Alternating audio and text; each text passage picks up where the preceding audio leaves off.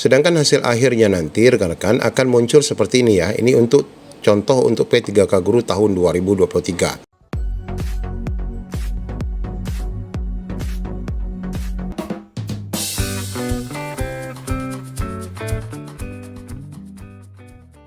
Ya, sebagaimana kita ketahui saat ini rekan-rekan P3K khususnya tahap 1 sedang mengikuti ujian CAT. Dan kita juga bisa melihat hasil di live score yang dipaparkan oleh YouTube BKN. Namun rekan-rekan semua harus paham bahwa nilai yang terpapar pada hasil live score itu belum nilai final. Aturan pengolahan nilai untuk CAT BKN ini nanti akan menambahkan nilai afirmasi bagi guru, teknis, dan tenaga nakes. Nah, untuk mengetahui nilai maksimal setiap kompetensi dan bagaimana aturan pengolahan nilai, ikuti video ini sampai selesai.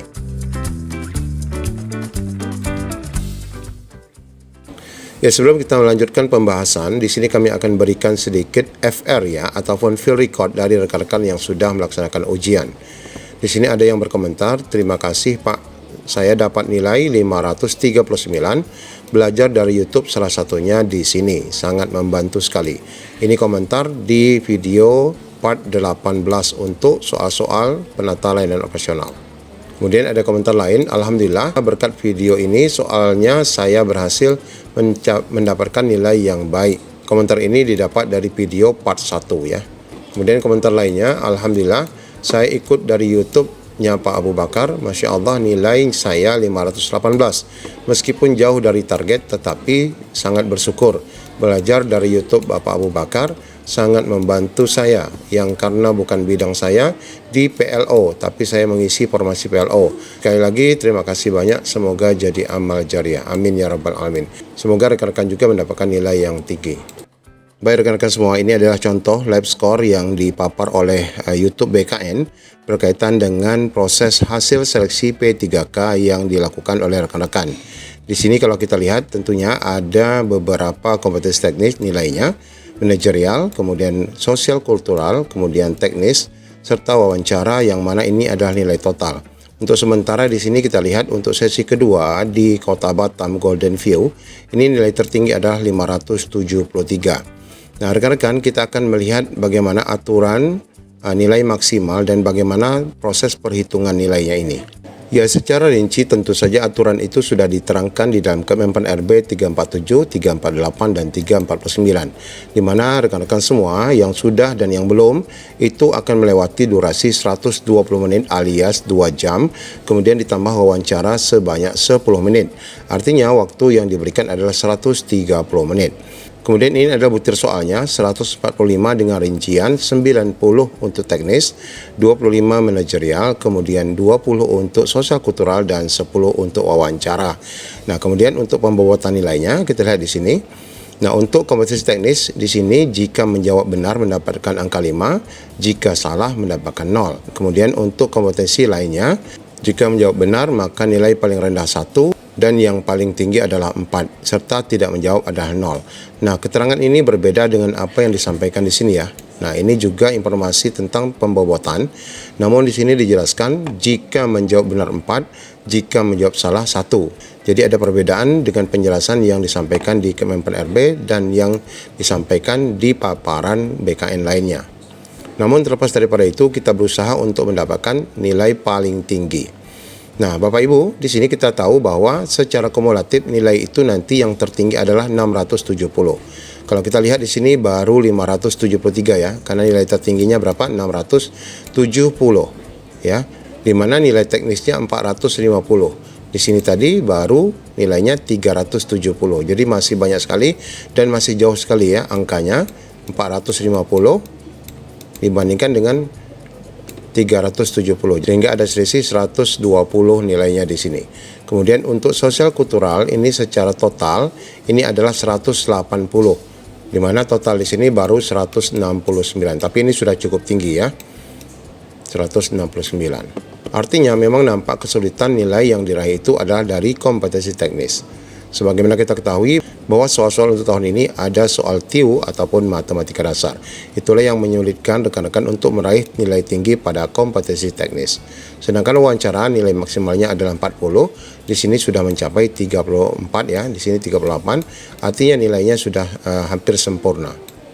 Nah, khusus para guru nanti di sini akan mendapatkan afirmasi 100% ya dari nilai kompetensi teknis, berarti ada 450 penambahan.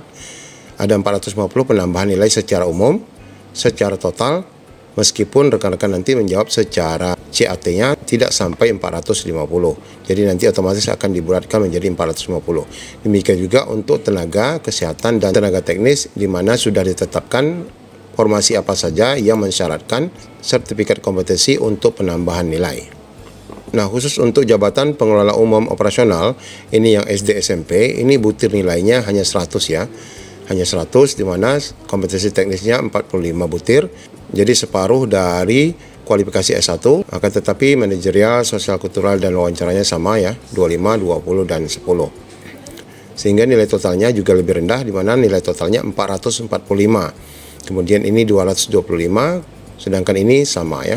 Nah, jadi jika rekan-rekan melihat di sini ada nilai yang di bawah 400-an ya, itu rekan-rekan jangan berpikiran negatif dulu. Barangkali mereka adalah dari formasi pengelolaan umum operasional dari lulusan SD dan SMP, di mana ujian CAT-nya dilakukan secara berbarengan. Sedangkan hasil akhirnya nanti rekan-rekan akan muncul seperti ini ya. Ini untuk contoh untuk P3K Guru tahun 2023. Kita lihat di sini contoh tampilan hasil akhirnya nanti. Ini khusus 2023 kemarin masih ada pelamar prioritas yaitu guru P1, di mana di sini otomatis mereka mendapatkan nilai sebanyak 500, di mana mereka mendapatkan afirmasi untuk sertifikat pendidik sebesar 500. 2023 500, sedangkan di tahun ini adalah kompetensi teknisnya adalah 450. Kemudian manajerialnya sekian, kemudian sosial kulturalnya sekian, wawancaranya sekian. Nah, di sini dinyatakan PL, berarti dinyatakan passing grade dan dinyatakan lulus mendapatkan formasi. Sedangkan beberapa rekan di bawah, di sini kita lihat ada yang tidak mendapatkan ya afirmasi. Di sini nilai murninya hanya 380, artinya ini tidak mendapatkan afirmasi subdik untuk guru. Namun karena formasinya masih mencukupi, maka di sini tetap dinyatakan lulus. Sedangkan ini adalah untuk contoh hasil 2023 untuk formasi teknis. Nah, di sini kalau kita lihat formasi teknis, nilai murninya adalah sebanyak 316.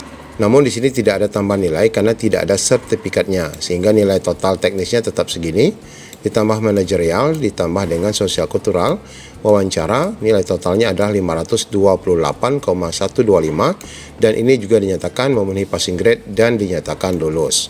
Sedangkan beberapa rekan di bawah di sini dinyatakan mencapai passing grade tetapi tidak ada formasi sehingga tidak ada kode L-nya. Nilainya sangat bervariasi, ada yang 315, ada juga yang 295, namun dia berada di urutan di sini karena di mana nilai manajerialnya lebih tinggi dari yang lain. Namun rekan-rekan di sini hanya mendapatkan kode P, sekali lagi ini dikarenakan memang formasinya tidak mencukupi. Nah, untuk di tahun 2023 kemarin di sini ada beberapa keterangan yang diberikan kepada pelamar yang mendapatkan kode P tadi, berarti sudah mencapai nilai ambang batas. Kemudian yang PR1 ini adalah XTHK2 pada jenis kebutuhan khusus, sedangkan PR2 ini adalah kode untuk non-ASN. Sedangkan kode L adalah peserta lulus, sedangkan L2 ini adalah yang optimalisasi ya. Optimalisasi, kemudian L3 juga optimalisasi, di mana bagi formasi yang tidak ada pelamarnya, sedangkan ada pelamar yang berlebihan di formasi lain, nah pelamar itu dipindahkan ke formasi yang berlebih. Sedangkan yang ini adalah peserta tidak lulus dan tidak hadir. Nah, berkaitan dengan optimalisasi tadi, kabar baiknya adalah dalam hal masih terdapat kebutuhan yang tidak terpenuhi setelah diktum ke-30 diberlakukan, maka kebutuhan dapat diisi dari pelamar pada jabatan dan kualifikasi pendidikan yang sama dari unit penempatan lokasi berbeda dengan ketentuan urutan kelulusan sebagaimana dimaksud pada pasal 30. Jadi ada rekan-rekan yang mungkin formasinya berlebih di salah satu jabatan. Nah, formasi rekan-rekan itu nanti akan diperebutkan oleh pelamar yang berada di formasi lainnya yang ternyata mereka kelebihan pelamar. Nah, formasi yang berlebih itu akan diberikan kepada mereka, namun tetap akan mempertimbangkan urutan ini, di mana THK2 akan mendapatkan duluan, baru yang terdata di database PKN, baru yang bekerja minimal 2 tahun. Akan tetapi pemberlakuan ini adalah setelah selesai dari tahap 1 dan tahap 2 pada seksi P3K. Ya, demikian rekan-rekan aturan pengolahan nilai yang tentunya rekan-rekan harus pahami sebelum nanti kita akan menunggu hasil pengumuman ini di akhir Desember 2024. Sukses selalu. Assalamualaikum warahmatullahi wabarakatuh.